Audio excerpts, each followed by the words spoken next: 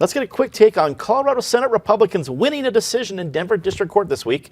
The ruling said that the reading of bills in the legislature must be done at an intelligible speed. 3 GOP state senators sued Senate President Leroy Garcia and Senate staff regarding the use of computers to read a 2,000-page bill recently. Patty Calhoun from Westward, a win for Senate GOP senators in the state Senate and a loss for Senate staff vocal cords? Really a loss for common sense. When you think about it, why do we even have this rule still? Reading a 2,000-page bill is silly to have it read out loud. Why don't we just make it required that the legislators read the 2,000-page bill? Now, I like that idea a lot. David Kopel from the Independence Institute and DU Law School. I am no lawyer, nor do I even play one on TV, but it seemed that the Republicans had a strong case going in when you heard the cacophony that those 5 computers sounded like. It sounded like a Hal from 2001 and Exorcist had a mashup.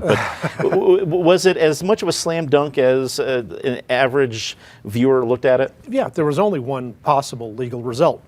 Colorado Constitution, Article 5, Section 22. Every bill shall be read by title when introduced and at length on 2 different days in each house, provided, however, any reading at length may be dispensed with upon unanimous consent of the members present. Unanimous consent was not provided, and therefore the bill had to be read at length. End of the case from a legal point of view. I would agree with Patty that it would be much better if legislators would actually read the bill. There are only a few who do conscientiously read every bill they vote on. My dad was one, Republican Tim Foster from Grand Junction was another. There may be some around now, but they are a small and persecuted minority. Natasha Gardner, Articles Editor at 5280.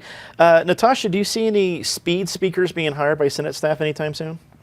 Well, perhaps if this has to become something that is a regular thing. I think when I'm thinking about this, I keep on looking for sports analogies. You know, it's penalties that are offset. It's 2 yellow cards, 1 to each team. And I think that's what's happened. And if the true reason for this was to increase the time that we can spend discussing bills, you certainly don't have time to do that when you're reading the bill at a slow pace, and you don't have time to do that when you're reading the bill at a fast pace. So I think who loses here is the average Coloradan who just wants their legislature to work. However, I don't think it's the only time that they're going to be the losers on that particular front. Well said. Ian Silveri, Executive Director of Progress Now Colorado, thanks for joining us.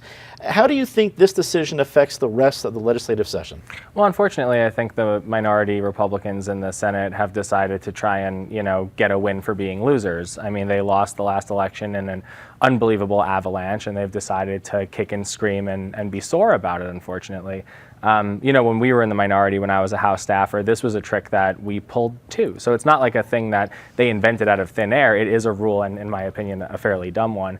But the minority is now using it as an intentional obstruction mechanism and nothing else. They're not using it to try and bring people to the table to have a conversation. They're using it to literally slow down the legislative session so that nothing gets done. The people elected these leaders in the House, the Senate, and the governor's office by overwhelming margins to get the business of the people done. Republicans don't like what they're doing. Maybe they should have won a few more elections.